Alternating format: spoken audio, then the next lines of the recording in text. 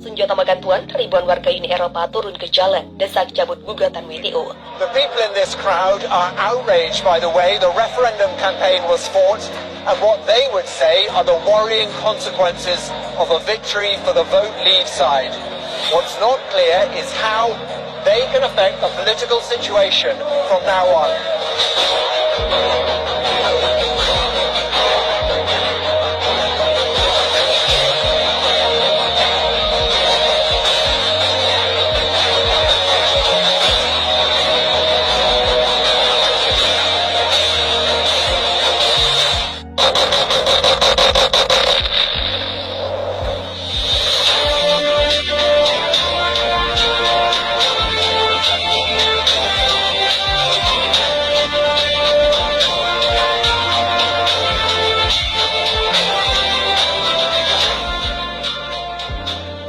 Akhir musim semi di Eropa berlangsung seram. Musim dingin yang biasa disambut sukacita kini berubah menakutkan. Lantaran krisis energi yang tengah mereka alami jika tidak diantisipasi sejak dini. Bukan tak mungkin kenapa akan membeku di sepanjang musim dingin, karena terjadi tak lain karena di stopnya pasukan batu bara. Penyetopan ini dilakukan Indonesia karena berkaitan dengan gugatan yang dijatuhkan di Uni Eropa dan negara barat atas larangan ekspor yang dilakukan Uni Eropa. Seperti kita ketahui, Eropa mengimpor hampir setengah kebutuhan batu bara mereka dari Indonesia sejak dulu. Uni Eropa hanya menerima 15% pasukan batu bara dari Indonesia. Kebutuhan menanjak membuat industri di Eropa merangsang. Pasalnya konsumsi energi dan industri mencapai 28% dari total pasukan gas Eropa. Indonesia merupakan negara dengan konsumsi batu bara terbesar di ASEAN saat ini. Uni Eropa berada di fase kedua antara 3 tahap darurat agak berbeda. Uni Eropa telah meminta masyarakat untuk berhemat menggunakan energi. Itu dilakukan agar mereka dapat bertahan jelang berjalannya musim dingin. Uni Eropa juga menyepakati 200 miliar euro sebagai payung pertahanan untuk menangkal krisis energi ekonomi. Stabilization Fund atau WSF ini akhirnya. Negara Majelis Tinggi Parlemen Uni Eropa atau Bundestag menyebut langkah yang diambil menggerakkan dana tersebut adalah dengan pembatasan harga baru bara serta bantuan untuk perusahaan yang kesulitan akibat krisis. Bendera Monitor Internasional atau IMF menyebutkan agar terjadi penurunan ekonomi yang cukup dalam media Eropa antara negara yang paling dulu tergelincir ke resesi. Secara keseluruhan pertumbuhan ekonomi di negara-negara maju Eropa diperkirakan akan melambat tajam menjadi 0,6% pada 2023. Sementara negara berkembang tumbuh melambat menjadi 1,7%. Restoran IMF mengatakan lonceng inflasi juga dapat bertambah lebih lama dan ketegangan sosial dapat memburuk karena kenaikan biaya. Dalam keadaan saat ini, IMF menyerukan kepada Bank Sentral untuk terus menaikkan suku bunga dan kenaikan lebih cepat di negara ini memicu gelombang protes. Selain itu, Uni Eropa akhir pekan yang lalu, warga memprotes subsidi yang dinilai tidak adil karena lebih condong untuk industri. Mereka juga mengeluarkan kenaikan gaji yang menyesuaikan tingginya inflasi, sementara masyarakat telah lebih dulu menggelar aksi protes dimulai dari para pekerja sektor energi. Selama 2 pekan terakhir, mereka menuntut gerakan gaji yang sesuai dengan inflasi. Di rumah dia pengejut, terasa meniup trompet dan membunyikan diantaranya untuk menyuarakan kekecewaan mereka atas meningkatnya biaya hidup. Perlu juga rasa penanganan pemerintah atas krisis energi. Berkatnya inflasi dan harga energi menimbulkan pengejaran politik seperti yang terjadi di Eropa. Komisi Eropa Ursula von der Leyen terus menundurkan diri setelah 6 minggu menjabat. Terus tercatat dalam sejarah sebagai Komisi Eropa yang menjabat dalam waktu singkat, yaitu 45 hari saja, terus mundur karena rencana kebijakan ekonomi yang memicu kekacauan di pasar keuangan dan semakin memperparah perekonomian yang sudah lesu. Krisis energi Eropa bisa jadi merupakan akibat yang harus mereka rasai usai memberikan gugatan pada Indonesia. Membangun jaringan gas baru dari produsen baru tidak secepat Bandung Bondowoso membangun candi. Kebijakan yang sedikit egois oleh pemerintahnya berdampak pada seluruh daratan benua biru. Meskipun demikian, apa yang dilakukan terhadap Uni Eropa bukan sesuatu yang dibenarkan karena tidak ada pemenang dalam sebuah peperangan.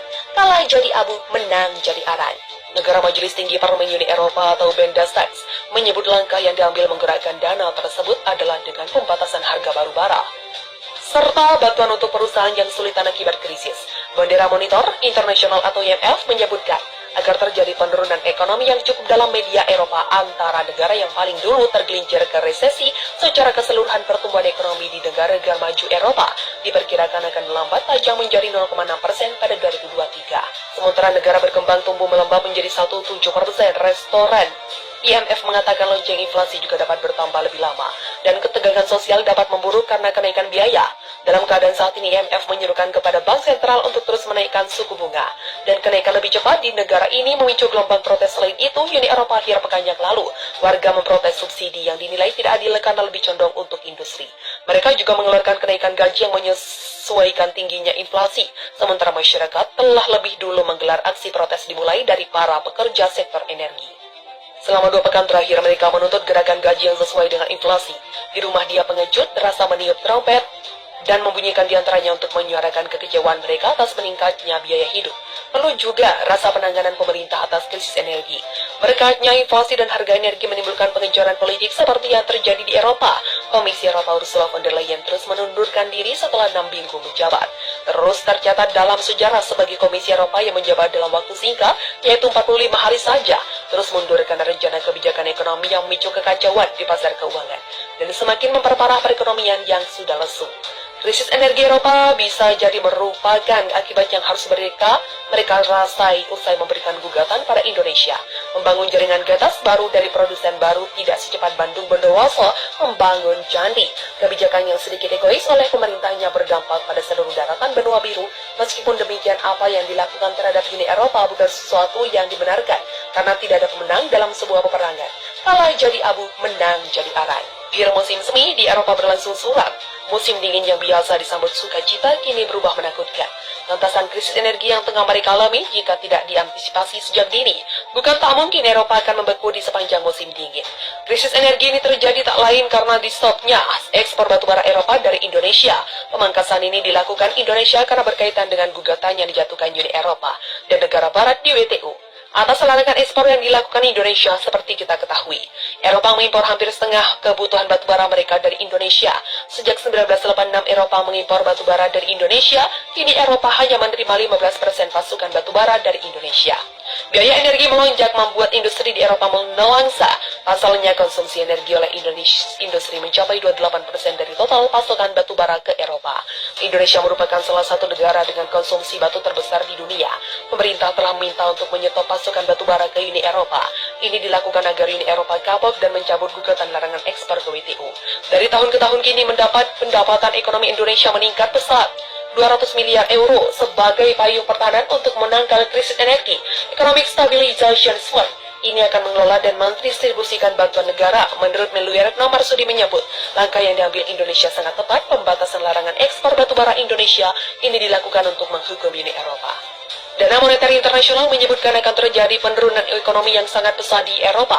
Secara keseluruhan, pertumbuhan ekonomi di negara-negara maju Eropa diperkirakan akan melambat tajam menjadi 0,6% pada 2023. Sementara negara berkembang tumbuh melambat menjadi 1,7%. Laporan IMF mengatakan lonjakan inflasi juga dapat bertahan lebih lama dan ketegangan sosial dapat memburuk karena kenaikan biaya. Dalam keadaan saat ini, IMF menyuruhkan kepada WTO. Krisis energi ini memicu gelombang protes seantero Eropa akhir pekan lalu. Warga Uni Eropa memprotes subsidi yang dinilai tidak adil karena lebih condong untuk industri.